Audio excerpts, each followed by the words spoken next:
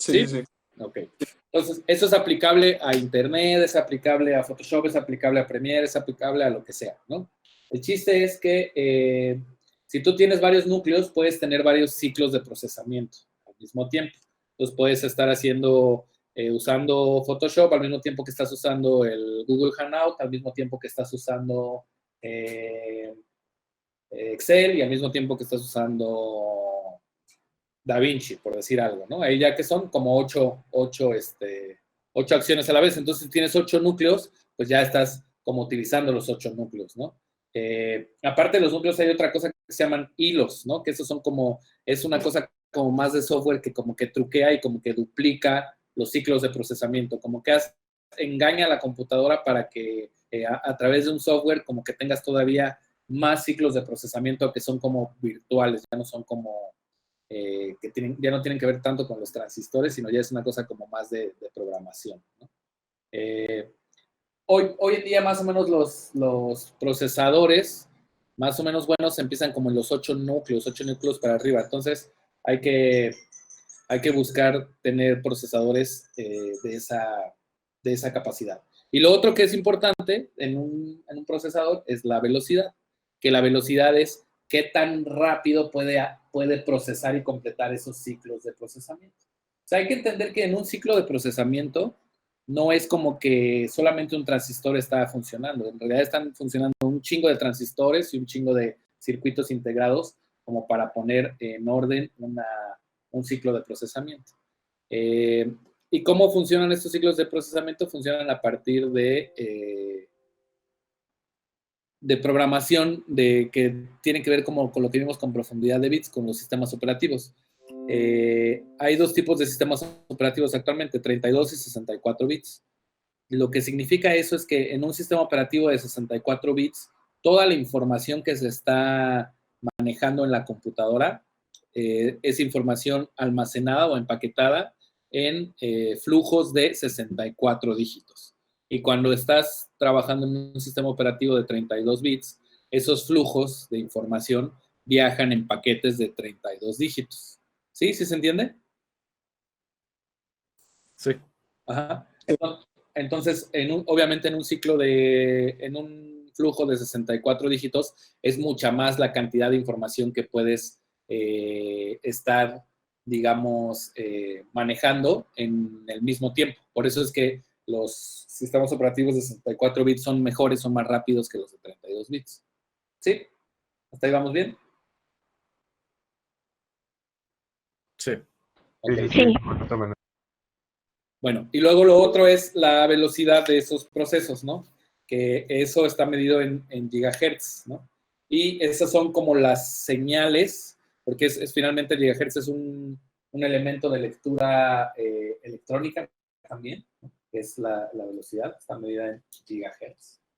Y estamos hablando de que un i7 tiene 1.750 millones de transistores, ¿no? Voy a regresar aquí, voy a armar una plantita. Entonces digamos, un CPU lo que va a tener es un montón, una especie como de laberinto de ratita, hagan de cuenta, ¿no? Los diferentes lugares.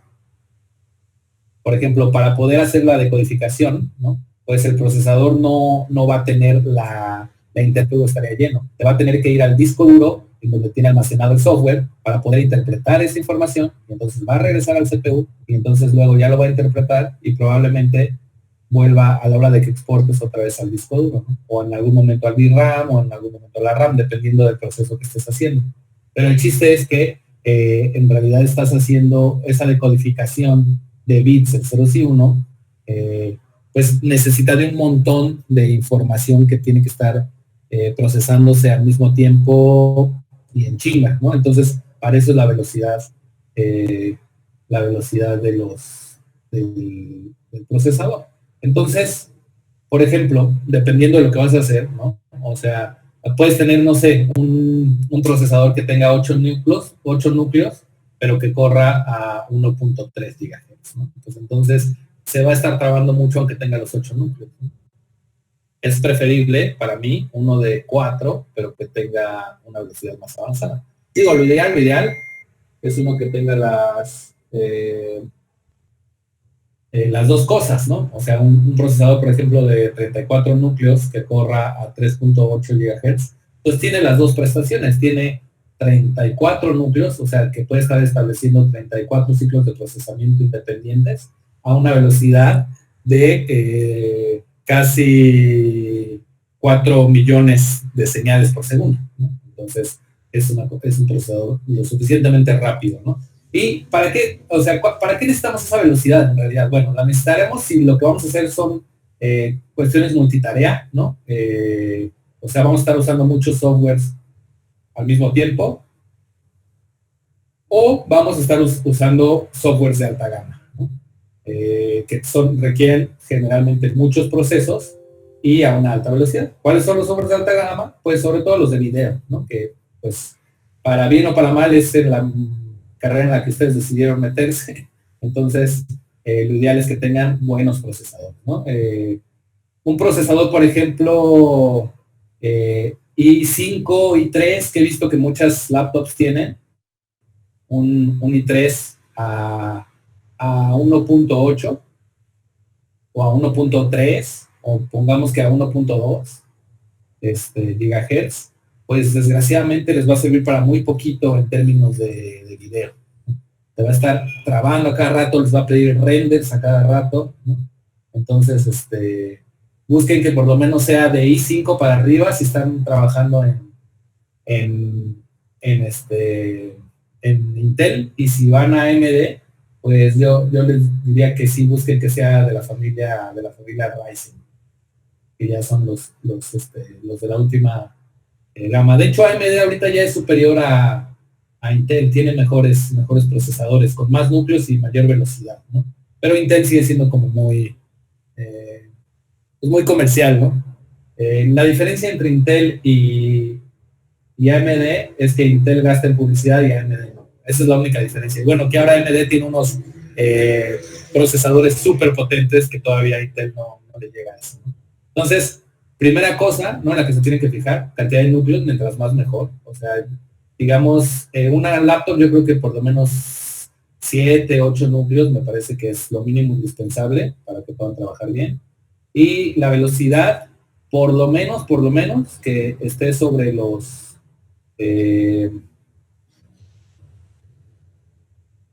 sobre los 2 GHz, ¿no?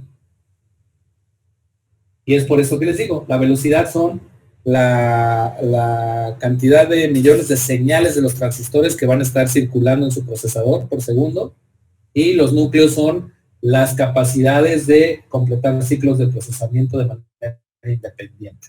¿Sí? ¿Se entiende entonces esto primero? Sí. ¿Sí? Ok.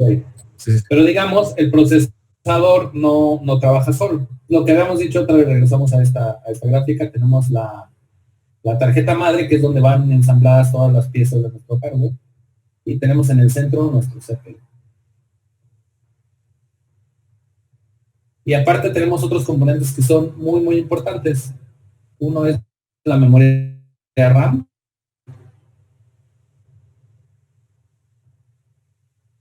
Otra es la tarjeta gráfica, o GPU. Y otros son los discos duros, ¿no? Los discos duros internos, o HDD, ¿no? Y el CPU está conectado a todos ellos. Entonces, vamos a platicar qué es cada una de estas cosas.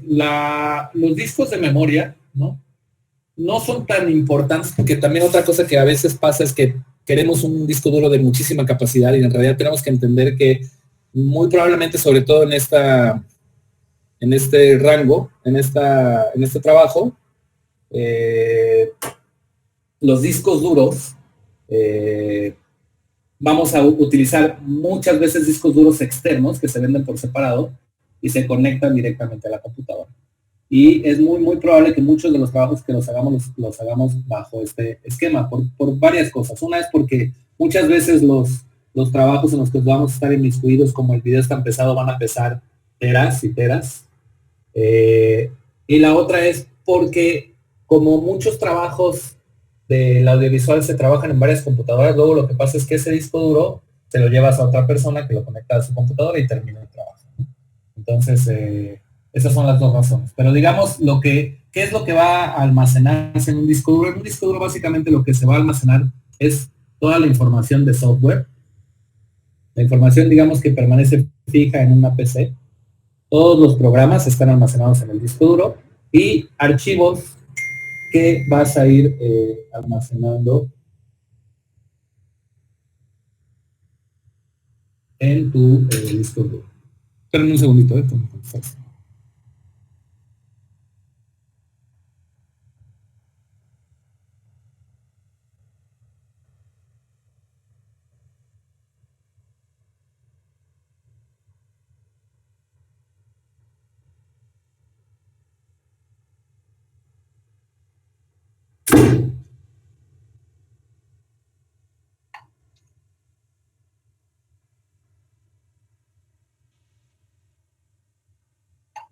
Listo. Ok, entonces,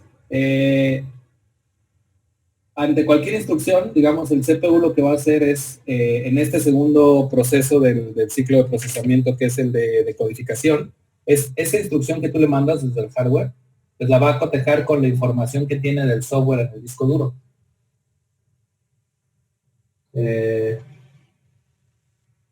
Y entonces la va a regresar luego al CPU para ejecutarla. Y para cierto tipo de procesos, como que necesitan almacenamiento, que por ejemplo ahí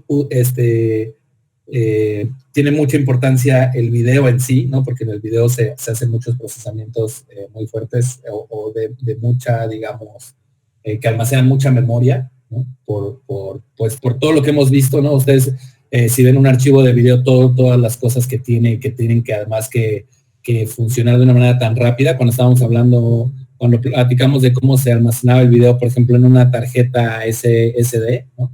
Imaginen que lo que están haciendo en un editor es cambiando y cambiando esos videos, y entonces lo que hacen es que todos esos procesos como de memoria interna que es funcional solamente en el momento en donde usamos el software, el CPU los va a mandar a la memoria RAM. RAM significa Random Access Memories, ¿no? Así como el disco de Daft Punk. Y básicamente lo que hace la memoria RAM, o para lo que sirve, es como una, si lo pudiéramos como encontrar un símil con el cerebro, sería como nuestra memoria a corto plazo.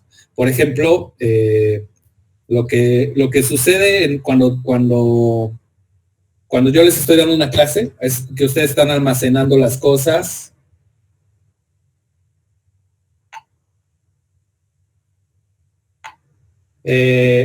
Están almacenando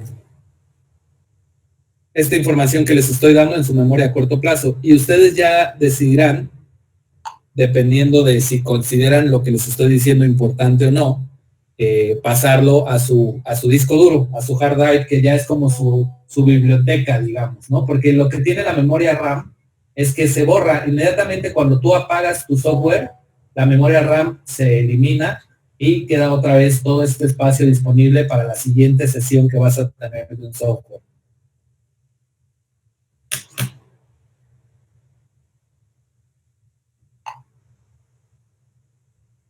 ¿Sí? ¿Se entiende, chicos?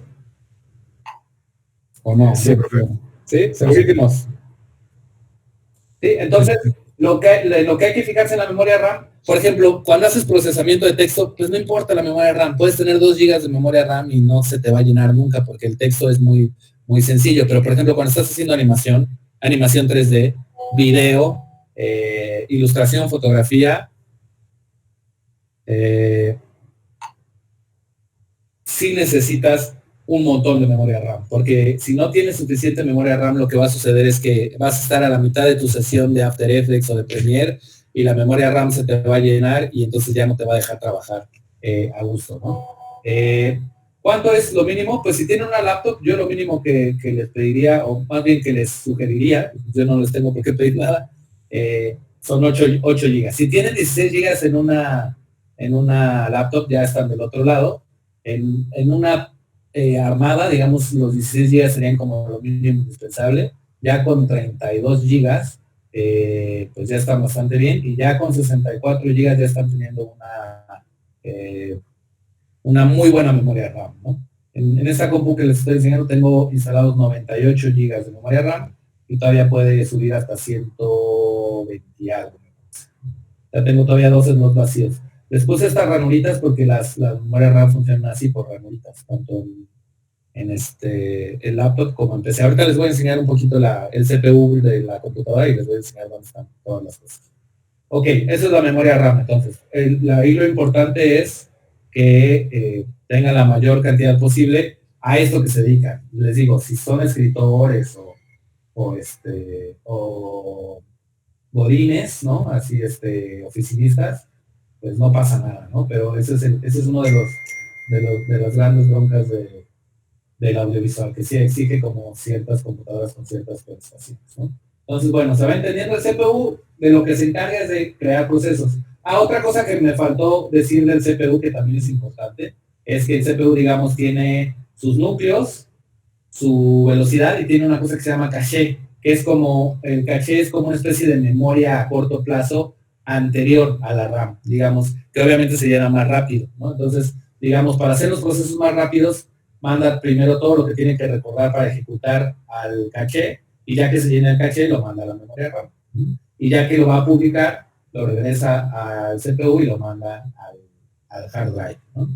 Y finalmente tiene el GPU. El GPU es la tarjeta gráfica, que esta se divide en dos partes muy importantes. Una es el GPU propiamente, que es un procesador, ¿no? Pero GPU significa unidad de procesamientos gráficos, que se parece al CPU y no. Es parecido porque también tiene núcleos, solamente que la diferencia es que los núcleos de un GPU son muchísimos más que los de un CPU. Es decir, si un CPU, por ejemplo, tiene 8 núcleos, tú podrías tener una GPU de 2500 núcleos, ¿no? Así, muchísimos más. Tiene un chingo más de núcleos.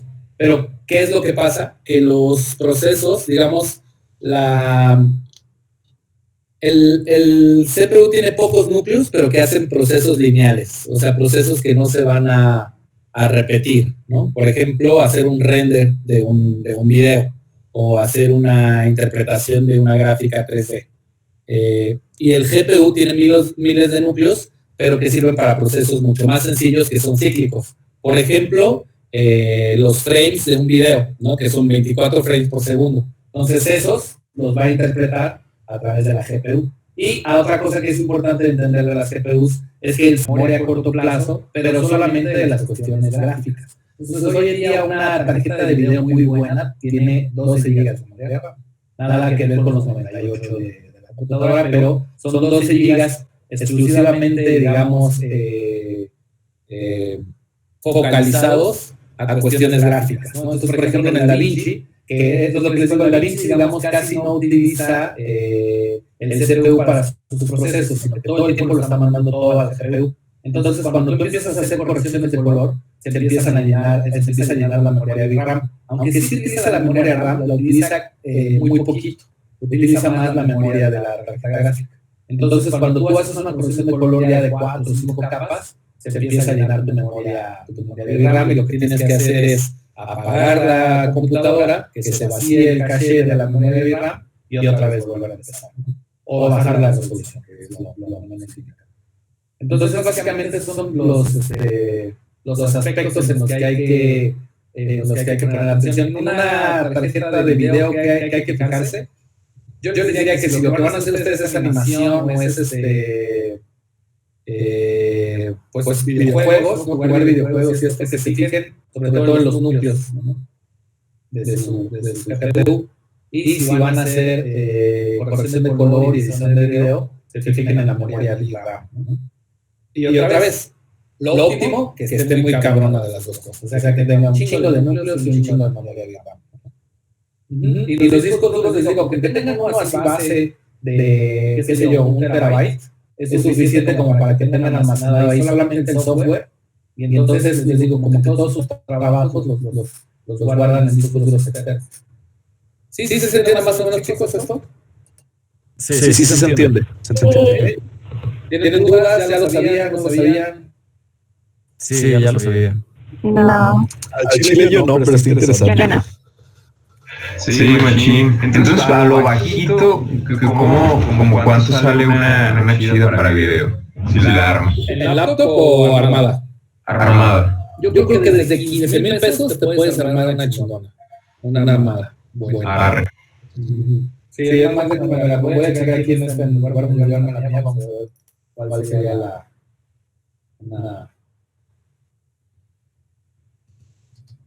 la básica que tiene, ¿no? Y creo que anda con eso, ¿no? Y luego vemos los componentes para checar.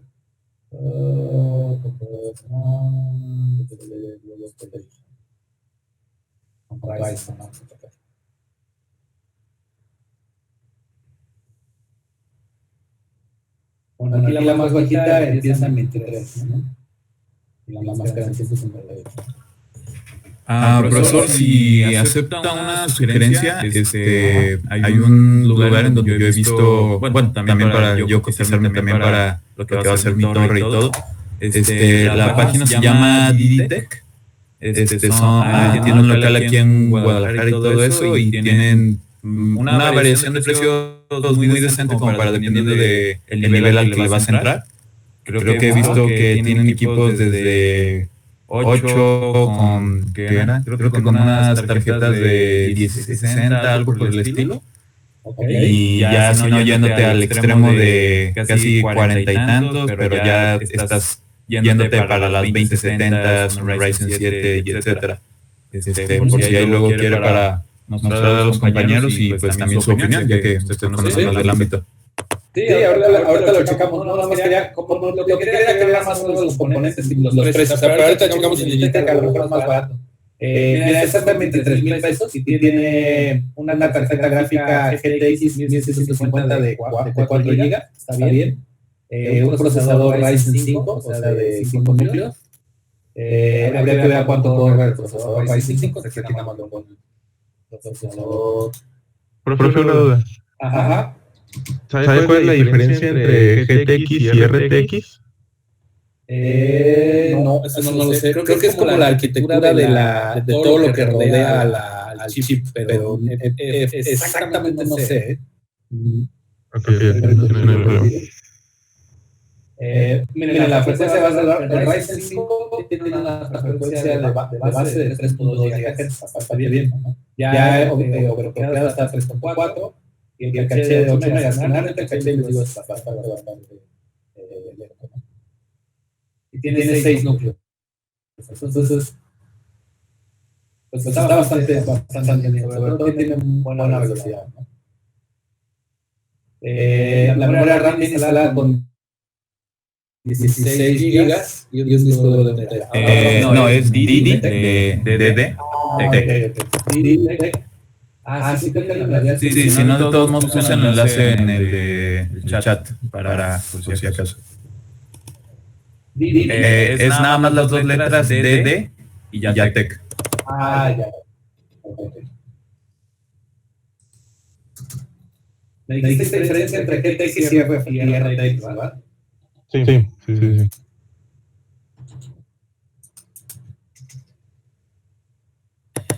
Tengo entendido, también puede estar mal ahorita que lo comprobemos, pero creo que es principalmente de quién la hace, porque ya ve que muchos de los que hacen desde Nvidia, y otras marcas que hacen tarjetas gráficas, creo que nada más le cambian ese nombre, ¿no? O también por el... no, ya vi. Ya mejor me callo. Tiene que ver con la arquitectura, lo que decía, ¿no?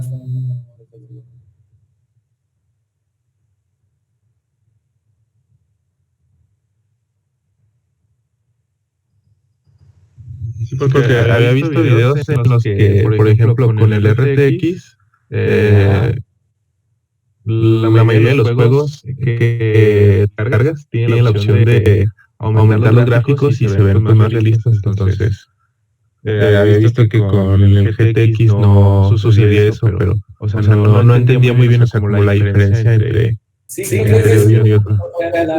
Porque eso también hay que entender, la GPU, digamos, tiene, por eso es que tú puedes tener, por ejemplo, una tarjeta gráfica que sea Nvidia, pero al mismo tiempo sea Asus. Porque una cosa es el fabricante del procesador, que es propiamente el GPU, Y otra cosa es el que se hace como toda la carcasa que va alrededor de ese procesador, que es donde va la VRAM y donde van algunos transistores, y de eso depende mucho la velocidad y los puertos, ¿no? Las salidas que tiene para tus videos. Me parece que la diferencia es esa, justamente con la arquitectura. Entonces tú puedes tener el mismo procesador y tu arquitectura va a ser diferente dependiendo si es RTX o GTX. Y sí, lo que sí sé es que están, o sea, que eso es lo que tendrían que investigar, es para qué está diseñada esa tarjeta de video, porque, por ejemplo, las Quadro se utilizan mucho para 3D, ¿no? Pero las GTX y las RTX son sobre todo pensando para gamers. Ese tipo de cosas es muy importante. Entonces, dependiendo del uso que ustedes le quieran dar a la computadora, es el tipo de tarjeta de video que más les conviene. ¿Sí? Sí. Ok, vamos a ver DidiTech. A ver si podemos ¿también dice productos? ¿O dónde puedo? Creo que desde, o sea, desde lo que es por ahí estaba la opción en computadoras, y creo que ya te daban las opciones, o en lo que es la edición Pride, también ya tienen unas prehechas. Vamos a programar una edición Pride y vamos a pasarle, ¿no? Una AMD, vamos a tenerle un Ryzen 5, igual el otro, el que tiene la otra. Un disipador de calor, pues no viene mal el disipador de calor porque pues, la tarjeta madre, esta que es una tarjeta madre.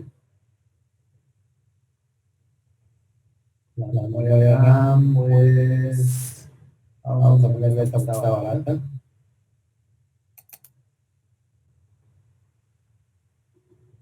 Memoria de RAM adicional, le ponemos una. Y el almacenamiento, que es el escudo, vamos a poner estado sólido, que son siempre mejor, por ejemplo, los circulares, los de disco, lo vamos a poner. Estos de hecho son los últimos, son unos super chiquititos, ¿no? Que todavía más rápido, vamos a ponerlo nuevo.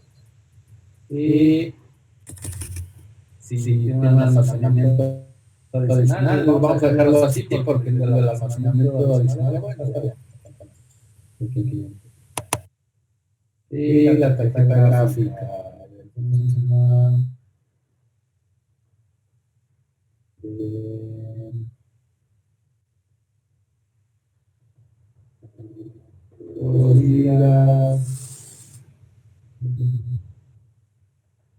Esta es una más chachona.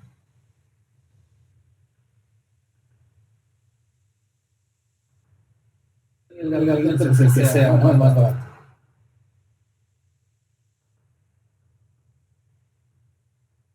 La fuente de poder es importante también el generador de corriente, básicamente, ¿no? Hay a madrear y se puede madrear toda la computadora, ahí sí vale la pena que yo plata. Vamos a ponerle esto.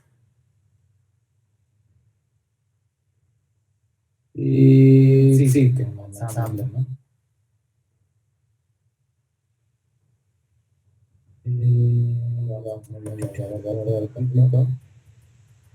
Vamos a ponerle no viene el costo total, ¿va?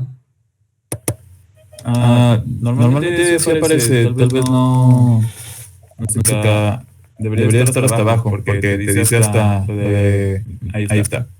¿Hasta abajo? Ok. Mira, súper bien. Entonces, en realidad los Spartan están lanzando muchos precios. Está casi 10,000 pesos abajo, y como con los mismos componentes. Mira, con 13,000 pesos te puedes armar una computadora bastante decente. Ese es un poco también lo que yo les decía. Yo entiendo la idea de tener una laptop como por la portabilidad, ¿no? Que implica poderlo ir. Pero si ustedes realmente quieren dedicarse seriamente a producir, a editar, lo mejor que pueden hacer es tener una estacionaria, ¿no? Incluso antes de la... Yo incluso creo que estaría bien que tuviera una estacionaria y en dado caso una tablet, ¿no? Porque el problema de las laptops es que las laptops ya en las que se puede trabajar bien son muy costosas, ¿no? O sea, una laptop Macintosh MacBook Pro ahorita anda como en 50,000 pesos, una cosa así. Y por 50,000 pesos ya te puedes armar un avión en PC armado. Entonces, en costo-beneficio, la verdad es que la PC armada es como lo mejor. Entonces les digo, cuesta 13,000 pesos, pues si pueden invertir 20,000 pesos, digo, obviamente estamos hablando así al aire, pues, ¿no? Entonces, inviertan 13,000 en esta computadora y otros 5 en una tablet, que es la que se llevan a la escuela, y etcétera, etcétera. Le compran su tecladito y listo, ya tienen una laptop. Esa es mi sugerencia, pues, pero obviamente cada quien sabe qué hace con su dinero. O con el de sus papás, ¿no? Bueno, ¿se entiende, chicos? Sí. ¿Dudas? Sí. Sí. ¿Más dudas, grupo?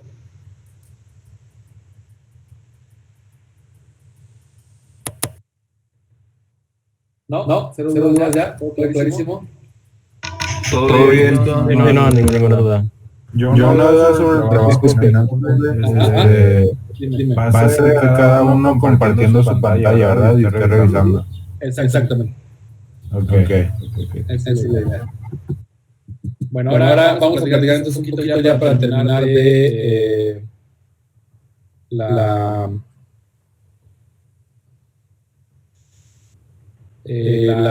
exposición que vieron.